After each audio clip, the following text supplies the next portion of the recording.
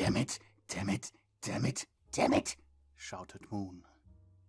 He was rushing for the halls of the Pizzaplex. It was exceedingly rare that the animatronic cursed like that, but there was a good reason. The Fazbear Entertainment Mega Pizzaplex had 3 scheduled blackouts during each and every night, during which the power was rerouted to the batteries of the charging stations, so they could function properly in the morning. The blackouts weren't too long, around 10 to 20 minutes depending on the overall stored power of the charging stations. This was the only time the Moon half of the daycare attendant was free to roam the Pizzaplex, ensuring that anyone he came across was fulfilling nap time protocol number 17, which was a rewrite of his original directive.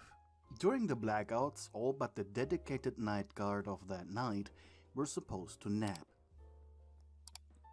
though that still didn't stop him from trying to get the night guard to nap, meaning the robot would assist the night guard in getting the Glamrock animatronics into their respective green rooms, unless the guard already managed that.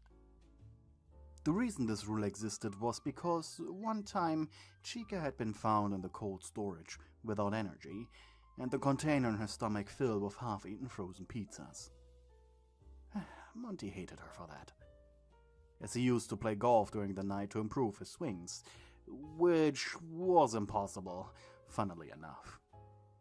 All his swings were pre-programmed into him, depending on the difficulty he chose before partaking in a game. Meaning a higher difficulty if he was going up against adults, and the highlight of a couple of birthdays being the adaptive birthday difficulty, where he would activate all the theatrics and calculations to lose by just a few points, followed by calling the winner superstar for the rest of the day. Moon diligently worked at that. However, today he had been held up. His sensors picked up Glamrock movement in the maintenance tunnels below the Pizzaplex. However, that had been a bug, and he would have kept searching the dark tunnels for eternity if it hadn't been for you, the night guard, telling him and confirming twice to him that yes, you in fact already had delivered all Glamrock animatronics into their respective green rooms over an hour ago. Well, the problem now was that he was late. Too late. No, he begged, and then he tripped. The animatronic's red eyes widened as the floor quickly approached his face. Clong! The animatronic landed on the ground with so much force he slid across the ground for a few seconds. Ow! Complained Sun, as the lights had turned on mid-fall. The animatronic sniffled, his entire body hurt. How did he get here? Slowly he got up on his feet, looking left to right. He didn't recognize where he was. In reality, Sun was just one door away from the daycare, and Sun never really left it. The only times he did, he was following a security guard, and only 2 parts and services for some maintenance. He never really explored the Pizzaplex. He just didn't have the need for that programmed into him. Where am I? He panicked, thrashing his body around before... Wait, I know. He had an idea. A bad idea. In survival situations, such as this, the best thing to do was build shelter and wait for rescue. Of course, that wasn't real survival advice for anything outside of the Pizzaplex, because here at least, there was a high chance of patrolling security guards eventually finding someone. And so, Sun rubbed his hands together and looked around. He was in a cutely decorated little hallway, themed after Chica. There were a bunch of her cutouts, there were a few benches with pillows, a few chairs, and that gave him the perfect worst idea he could possibly have in this moment. Swiftly, the robot pushed chairs together, set up the right amount of pillows to create his very own survival shelter. Or, well, a goddamn pillow fort. Meanwhile, you were dozing off in the security office at the atrium. It was your favorite place in the Pizzaplex, as it had the most camera screens, so everything could be comfortably observed. You had realized some time ago that you were the only human worker at the Plex who took their job kinda serious. The problem was that the others' laziness was kinda rubbing off on you. Fazbear Entertainment seemed to care. Seemed, but actually, no one did. Especially when it came to the night guards. The strict rules and regulations you had to follow were a goddamn joke. Just some meaningless words on paper. The only rule that mattered was to get the robots into the green rooms. A movement did an adequate job of doing that every night. So what was there to do outside of actually, unironically, nap? After all, it was the only thing that the person/robot/animatronic who enabled your job to be as lazy as it was wanted. However, you woke yourself up by slowly leaning forward in your sleep and slamming your head on the keyboard of the PC you had been dozing off in front of. The sudden pain making you jump up in a quite terrible karate pose, ready to hurt whoever hurt you first, only to realize that you were alone. Eyes hurting, and quite frankly, you were embarrassed.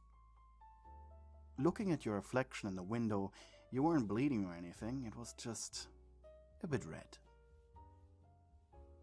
You sighed and stretched. Your head was pounding a bit, but that was okay considering the circumstances. You just face-planted. Scratching the back of your head, you yawned and approached the small fridge Day-Shift guard leader Brian was hiding under his desk. Taking out one of his energy drinks. Cracking it open, you sighed. Brian would definitely not miss this. After all, you knew about it, and if he didn't want you to tell anyone, or, well, everyone about it, he better not be upset for you taking one of his. Once the can was empty, you still felt tired. Dang, when was the last time energy drinks worked on you? Probably high school. You groaned. Waking up from a nap was always so terrible. It was often quite difficult to tell if the nap actually improved your mood or not. And thinking of that made you feel really old. For some reason. You made a few jumping jacks to wake up. By a few, it were about 10 before you gave up. You didn't know how it felt to be 40, but you assumed it felt exactly like this. Waking up of a perpetual nap. Oh God. Mumbling curses to yourself, you decided to do the best out of your situation. Your situation being awake and having to deal with real life. Sigh. You sat down and opened your security tablet. Going through the major attractions. No movements, which was fine, that was expected. The Glamrocks were all locked in their rooms, but... well, there was no movement in the daycare. And that was unusual. That's not what you wanted. And that's when your ears perked up. You gulped a heavy, thick glob of spit.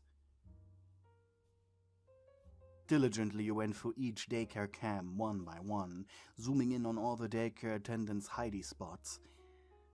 And when you didn't find him, you honestly felt like crying. This job was dead easy and simple money. Heck, you just slept for an entire hour, judging by the time. And you knew for a fact you would not get into trouble for it. If anything, you felt like you were the one getting paid for just attending. Fuck. The genuineness of your emotional outburst surprised you. You thought you hated your job, so why was the prospect of losing it such a nightmare? Nevertheless, you felt obligated to search for Sun. You equipped yourself with what Fazbear offered. A Montgomery Gator, please don't tread on me novelty taser, a Fazbear crowbar. Ryan told you to wield them like a sword, but, well, that was ridiculous, but it did make you feel safe-ish having it. And your chest pocket Roxy Wolf Torch trademark. And finally, Chica's bear mace patent still pending. Looking at yourself in the mirror, you sighed. God, you were a walking advertisement.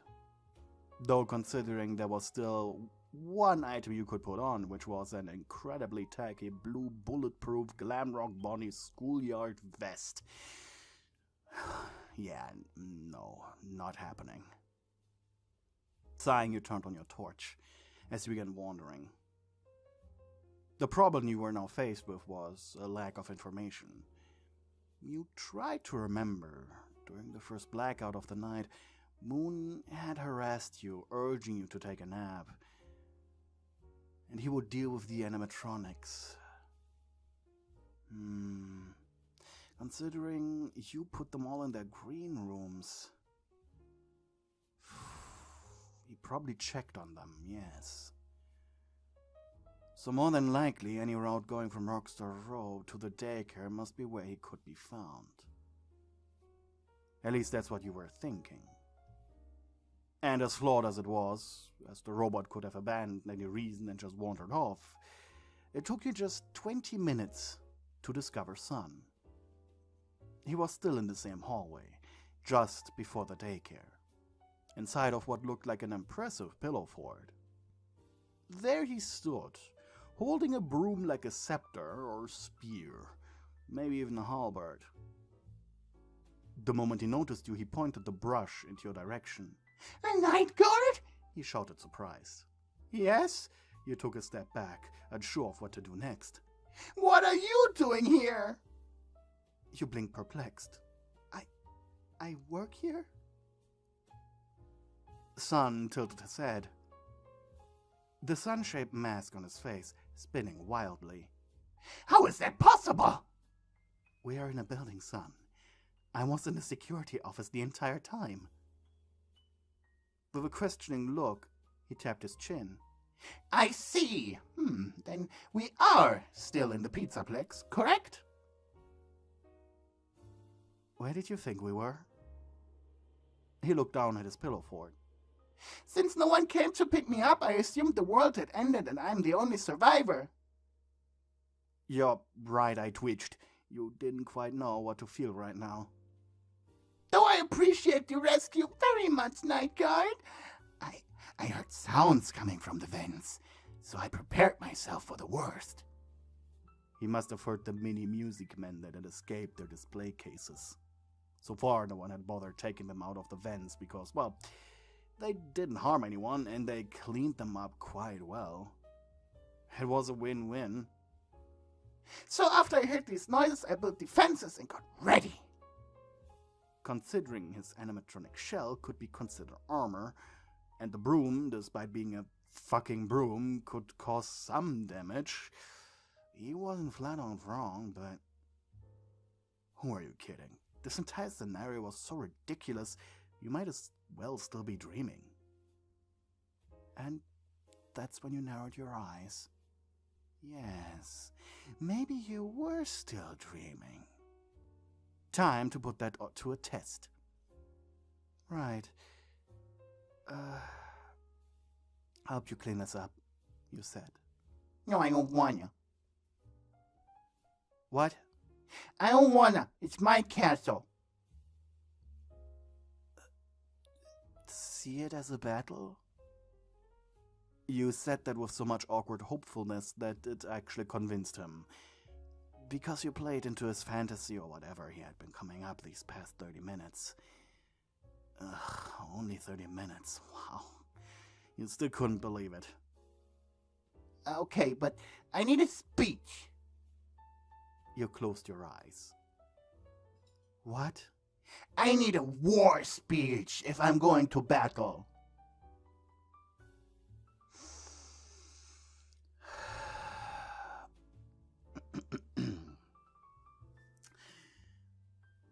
"Think of the courageous fallen, the anguished fallen. Their lives have meaning because we, the living, refuse to forget them. And as you rush into the battle, you trust your successor to do the same for you.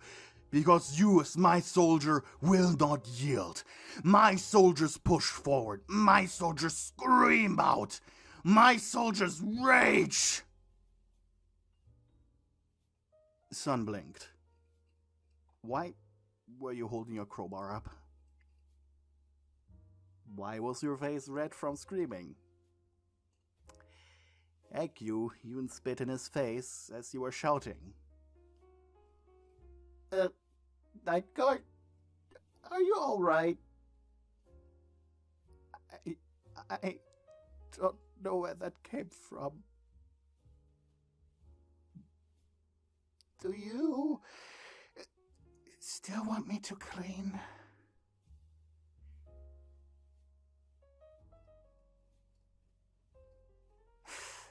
I take that as a yes.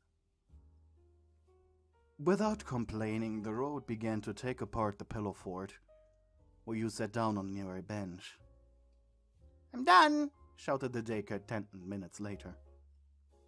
Thank God, he thought, before guiding him to the daycare by simply opening the door he had been staring at the entire time. Oh, I'm sorry, Night Guard, I didn't know, he cried. You turned around to look at him. It's okay.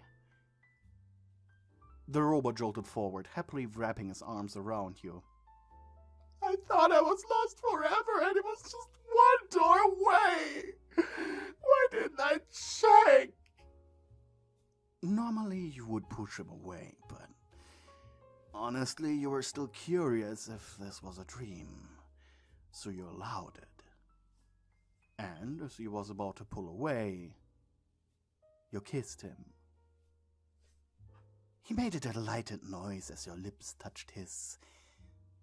Sun's face was made out of hard plastic, so it was more like kissing a vaguely lip-shaped bottle, but who cares? Sun was clearly happy. You leaned your body forward, and the animatronic made a surprised noise. Night Guard? What are you doing? He stuttered. Your right hand had gripped his hip, and it was slowly going down to the belt of his balloon pants, gently touching every little inch you could grab your fingers on. And just as you moved past his belt, your eyes widened. Why are you touching me there? Despite asking, he sounded pleased, like he was enjoying it, and he was. There was just one problem. You blushed. Not out of horniness. Well, maybe a little, but mostly out of embarrassment. There was nothing, only the cool metal endoskeleton legs of Sun. And that's when you realized you weren't dreaming. Thank you to the people who are supporting me on Ko-fi. You guys are keeping me alive.